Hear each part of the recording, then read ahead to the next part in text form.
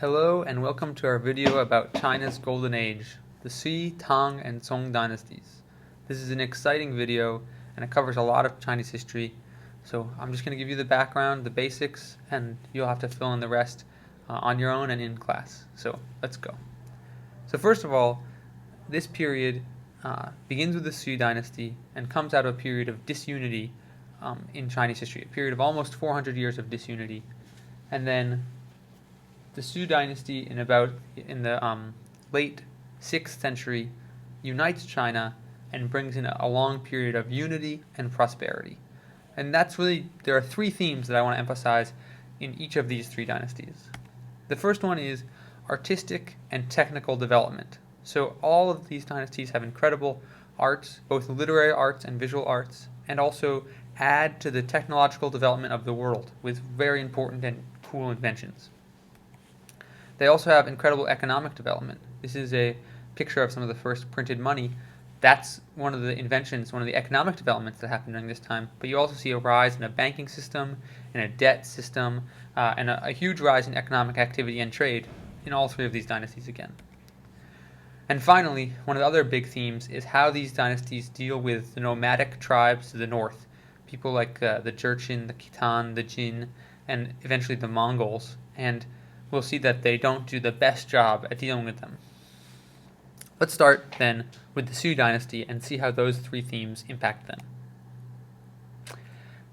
We can see the Sui dynasty here. The borders look somewhat similar to the Han dynasty. You can see that they control parts of the Taklamakan Desert, and you can imagine that might give them some advantages when it comes to trade. And they also control more of the southern coast than the Han dynasty did, and that also gives them more connections to this sea route. And both of those routes are going to be really important to all three of these dynasties. But at the same time, notice that it's not quite as large as what you might expect from a later dynasty, and we'll see expansions under the Tang. And that period of centralization was brought about by Emperor Wen Di, or the literary emperor, and his son, Emperor Yang Di, who is pictured here, continued Emperor Wen Di's performance, continued the uniting of the Sui dynasty, and together they really set the basis for the rest of the Golden Age. But we'll see there's a problem there too, especially with Emperor Yang Di. During this time, Buddhism was really big, especially during the period of disunity. Buddhism in China really gained a lot of stature, and during the Sui dynasty, most of the emperors also professed Buddhism, and Buddhism remained strong. They built temples, they made sculptures, including this beautiful lacquer Buddha. They also developed a new system of law, and so especially Emperor Yang Di recodified the Chinese law and made it simpler, a lot more lenient, so the punishments were not as strict, and easier to understand. And so he became quite popular for those things. He also lowered taxes on peasants, and that was awesome. He's also responsible for one of the most important infrastructure developments in the post-classical period, and that is the Grand Canal, which connected the Yangtze and the Huanghe rivers, and that really exploded internal trade in China. Trade just increased dramatically as people were able to move rice and other goods that were too heavy maybe to move on land, and they could use that canal for excellent transportation. On the other hand, in order to make this canal, Emperor Yang Di had to force peasants to work for long periods of time, and that took them off their land, it made them poorer, and it eventually led to unrest within the Sui dynasty. And at the same time, we get to our third theme. The Sui dynasty faced invasions from northern nomadic tribes who were excellent horse riders, excellent bowmen, and really did a lot to destabilize the Sui dynasty. But instead of being able to take over China and start their own dynasty, these invasions by nomadic tribes enabled another man who was part of the Sui bureaucracy named Li Yuan, who was the Duke of Tang, to start the next great and probably greatest dynasty of Chinese history, the Tang dynasty. And you can see, so the Tang dynasty was founded in 623 by a revolt by that guy, Li Yuan. I'm sure it's wrong either way. And he led a revolt. he defeated the nomadic tribes, and you can see that he significantly expanded the size of the dynasty. The Sui only had this section, and he took over large portions of the Taklamakan Desert, which again are very important for connections across that Eurasian land trading networks. But we'll see that the Tang Dynasty doesn't manage to maintain such dominance over those nomadic tribes forever. However, the Tang Dynasty does find some kind of relationship with those nomadic tribes, and some of that is very positive. For one thing, this man, who is Li Po, or Li Bai, one of the most famous poets in Chinese history, possibly had some heritage from that area, but he's also an example of the great literary and cultural renaissance that happens during the Tang Dynasty. You can see this painting is another excellent example of Tang painting, and also shows their obsession with horses. And the horses are another connection to that nomadic life, because the Tang bought a lot of their horses from those same nomads who really challenged the Sui dynasty and will eventually challenge the Tang dynasty. Another important thing to understand about the Tang dynasty is the role of Buddhism. In the early Tang dynasty, as in the Sui dynasty, Buddhism was very popular. So I think many of you may have actually seen this. This is the Great Flying Goose Pagoda in Xi'an. And so incredible buildings like this were made by emperors during the Tang dynasty. Another example of the strength of Buddhism during the early Tang dynasty are these famous Buddhist caves, which include enormous Buddhist statues. You can see that these are people down here. So this statue is many times the height of a single person, and there are statues all through all of these caves. They show really the dominance and the power of Buddhism in the early Tang dynasty. However, as the Tang dynasty grew more centralized, it came to rely more on Confucian bureaucrats, and that set up a challenge, a contest, a conflict between the Confucian bureaucrats and the Buddhist priests.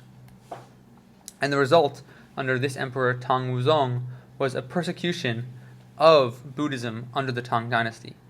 And in fact, he outlawed all foreign religions, including Christianity and Islam. That wasn't successful, but it did do a lot to limit Buddhist priests' power within the court and limit the number of Buddhists who would practice openly. And perhaps also with a lot of influence, it gave to the rise of Neo-Confucianism and continuing importance of the examination system in selecting the bureaucrats for the Chinese government. However, the Tang dynasty couldn't maintain its centralized hold on power, and they were also challenged by the same nomads who they conquered to expand their territory. These nomads invaded a number of times, once during the mid-9th century, and eventually in 907, the Tang emperor was forced to resign by nomads, and once again, the unification of China was challenged by these nomadic tribes. However, once again, just as the Duke of Tang was able to reunite China under the Tang dynasty, another man, Zhao Kaoyun, founded the Song dynasty, and he managed to defeat most of those horse-riding nomads, except for this group here, the Liao. And you can see that even though he defeated them, he lost significant amounts of territory. And here we can see that the size of the Chinese Empire has retreated to much smaller than even the Han Dynasty. And it still controls a stronghold on the south, but lost many of the northern lands, including, I believe, what is now Beijing. Even though the Song Dynasty was significantly weaker militarily than the Tang Dynasty, the artistic and technical innovation that had happened under the Tang continued under the Song. So, for instance, the Song pioneered the use of woodblock prints, and actually, with cooperation with Korean printers. I'm gonna try that again. And actually, in cooperation with Korean printers, managed to create the first movable type woodblock printing, which is a huge, important development in the history of communication technology. And when this technology reached Europe, it revolutionized the way that Europe worked as well. Not only that, but perhaps more explosive development was the perfection of the use of gunpowder as an explosive powder. And we can see here, this is the first pictorial image of gunpowder weapons in use. This looks like some kind of bombard, and it looks like it's possible that they're using bombs here as well. So by the time of the Northern Song Dynasty, the Chinese had gunpowder weapons, and they were the first in the world to use them. Another incredible innovation during the Song Dynasty was the real use of true printed money. This is an example of printed money from that period. And they used that money, it made it much cheaper to carry large amounts of money long distances. It was much safer. You didn't have to carry all these copper or gold coins that could easily be stolen. These were instead insured notes issued by a bank. And even that relationship was new and important. There were also other technological innovations in the means of production. Here's a spinning wheel that's used to make cloth faster and easier. Actually, I think it makes the thread that then gets used to make cloth. And as a result, the markets in the Song Dynasty were really flourishing. This is a Song Dynasty era painting, and you can see that this market doesn't look that different from some of the markets that we might see in some places in Korea, or certainly in areas of Southeast Asia now. And so really a lot of what we think of as modern commercial activity was present in the Song Dynasty. However, like the other dynasties we've talked about, the Song, they did not manage to defeat the Lao at the beginning of the Northern Song Dynasty, and within a couple centuries, the Lao managed to re-attack them and create their own dynasty in the north, the Jin Dynasty, and force the Song Dynasty into a small portion of their previous territory. So you can see here, this is called the Southern Song Dynasty. But even shrunk to this smaller area, once again, the Song Dynasty continued incredible cultural and technological development. Things like these ships, these Song Dynasty ships focused on the southern coast here, did an immense amount of trade, partly because of their technological sophistication. They had watertight hulls, and they had watertight hull compartments, so even if you had a leak in one area, it couldn't spread to other areas. And also they had these kind of rudders. This is a new kind of rudder that made it much easier to steer and much easier to sail against the wind. And we talked about how important that was when we discussed dhows before. Not only that, they developed really improved metal making technology. This is a water wheel that's used to turn a bellows so that the fire can get much hotter.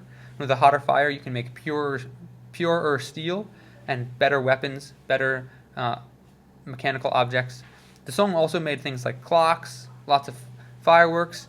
They used rocket launchers, but even with their rocket launchers, they could not hold off the attacks by the Mongols. And so the Mongols, probably the biggest and most powerful of these, historically biggest and most powerful of these nomadic tribes, the Mongols managed to conquer everybody. We'll talk a lot about this next term. And they also finally conquered the Song Dynasty. That is it for this week. Thank you very much for watching, and I'm sure you'll have lots of questions for me in class.